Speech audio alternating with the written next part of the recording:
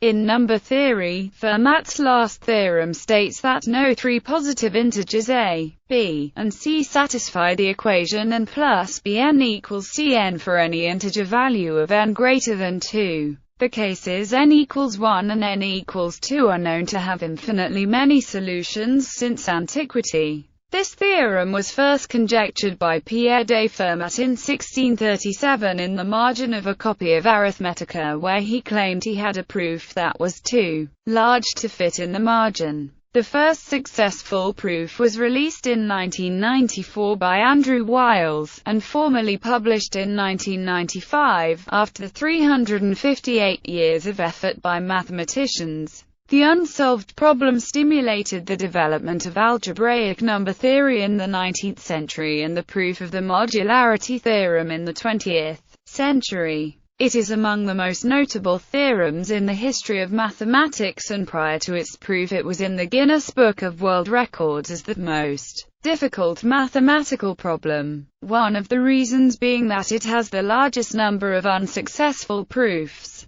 Overview. Fermat's last theorem stood unsolved in mathematics for over 3.5 centuries. Around 1637, Fermat wrote in the margin of a book that he could prove this deceptively simple theorem. His claim was discovered after his death, and 30 years later, no proof by Fermat was ever found. The claim eventually became one of the most notable unsolved problems of mathematics. Attempts to prove it prompted substantial development in number theory, and over time Fermat's last theorem gained prominence as an unsolved problem in mathematics. It is related to the Pythagorean theorem, which states that a2 plus b2 equals c2, where a and b are the lengths of the legs of a right triangle and c is the length of the hypotenuse. The Pythagorean equation has an infinite number of positive integer solutions for a, b, and c. These solutions are known as Pythagorean triples. Fermat stated that the more general equation n plus bn equals cn had no solutions in positive integers, if n is an integer greater than 2. Although he claimed to have a general proof of his conjecture, Fermat left no details of his proof apart from the special case n equals 4. Subsequent developments and solution with the special case n equals 4 proven, it suffices to prove the theorem for exponents n that are prime numbers.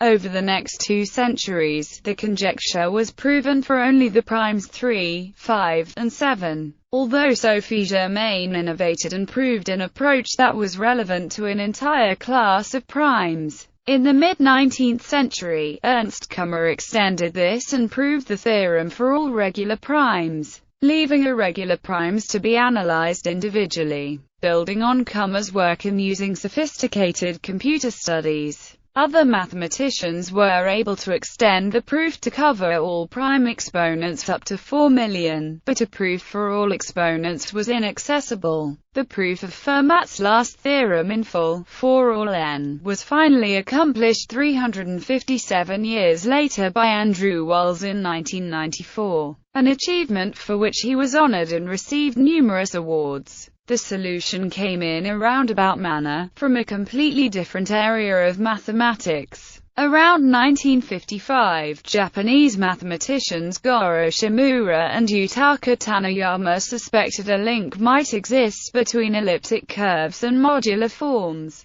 two completely different areas of mathematics. Known at the time as the Taniyama-Shimura-Weil conjecture, and as the modularity theorem, it stood on its own, with no apparent connection to Fermat's last theorem. It was widely seen as significant and important in its own right, but was widely considered completely inaccessible to proof. In 1984, Gerhard Frey noticed an apparent link between the modularity theorem and Fermat's last theorem. This potential link was confirmed 2 years later by Ken Ribet, who gave a conditional proof of Fermat's last theorem that depended on the modularity theorem. On hearing this, English mathematician Andrew Wiles, who had a childhood fascination with Fermat's last theorem, decided to try to prove the modularity theorem as a way to prove Fermat's last theorem. In 1993, after 6 years working secretly on the problem, Wiles succeeded in proving enough of the modularity theorem to prove Fermat's last theorem for odd prime exponent. Wiles' paper was massive in size and scope. A flaw was discovered in one part of his original paper during peer review and required a further year and collaboration with a past student, Richard Taylor, to resolve. As a result, the final proof in 1995 was accompanied by a second, smaller, joint paper to that effect. Wiles's achievement was reported widely in the popular press, and was popularized in books and television programs. The remaining parts of the modularity theorem were subsequently proven by other mathematicians, building on Wiles's work. Between 1996 and 2001, equivalent statements of the theorem. There are several simple alternative ways to state Fermat's last theorem that are equivalent to the one given above. In order to state them, let be the set of natural numbers, let be the set of integers, and let be the set of rational numbers where n are in width. In what follows we will call a solution to where one or more of or is zero a trivial solution. A solution where all three are non-zero will be called a non-trivial solution. For comparison's sake we start with the original formulation. Original statement. Where has no solutions with. Most popular domain treatments of the subject state it this way. In contrast, almost all math textbooks state it over. Equivalent statement 1. Where has no non-trivial solutions.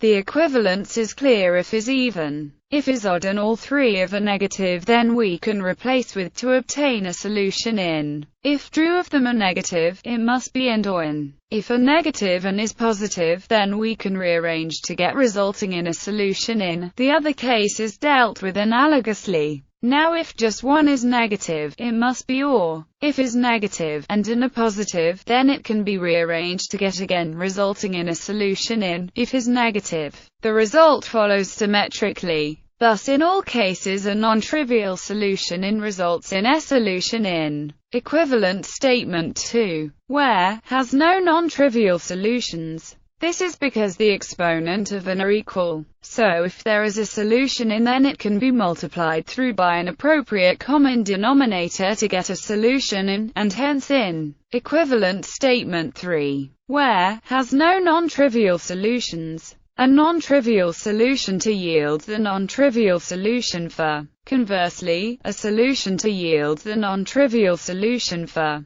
This last formulation is particularly fruitful, because it reduces the problem from a problem about surfaces in 3 dimensions to a problem about curves in 2 dimensions. Furthermore, it allows working over the field, rather than over the ring. Fields exhibit a more structure than rings, which allows for deeper analysis of their elements. Connection to elliptic curves. If is a non-trivial solution to p odd prime, then is an elliptic curve. Ribet's theorem shows that such an elliptic curve cannot have a modular form. The proof by Andrew Wiles shows that always has a modular form. This implies that a non-trivial solution to p odd prime would create a contradiction. This shows that no non-trivial solutions exist.